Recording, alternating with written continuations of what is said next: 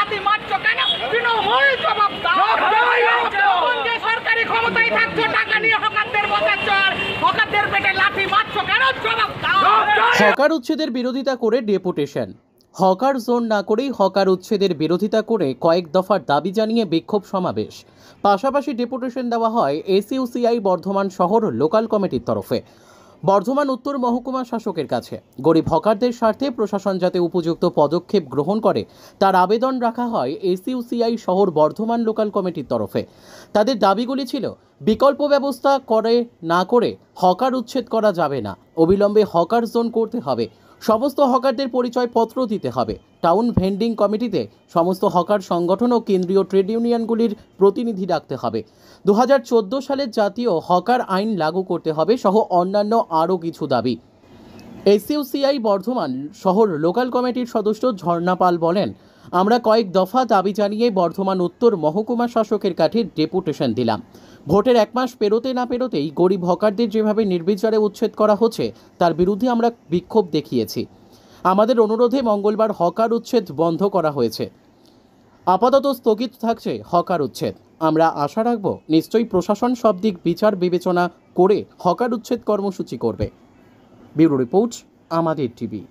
বন্ধুগণ, আজকে আমরা এখানে এই হকার উচ্ছেদের বিরুদ্ধে আজকে আমরা এসইউসিআই কমিউনিস্ট দলের পক্ষ থেকে এসডিও নর্থের কাছে প্রতিনিধি ডেপুটেশন দিতে এসেছি।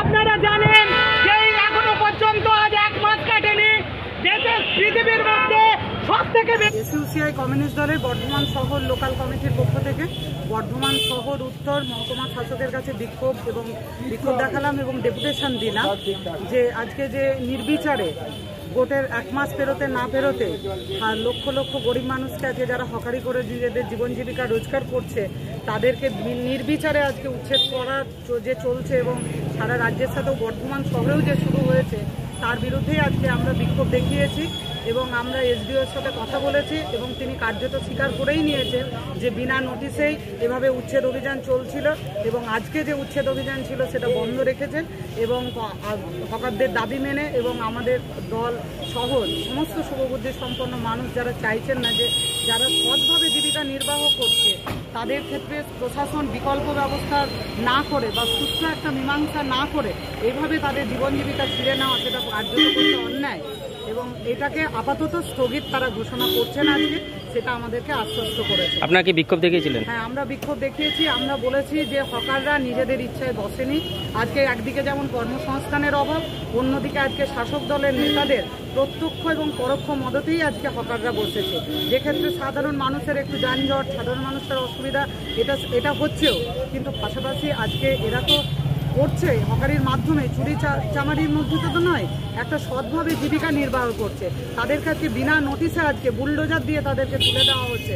এটা কোনো মানবিক একটা স্বাধীন দেশে এটা চলতে পারে না।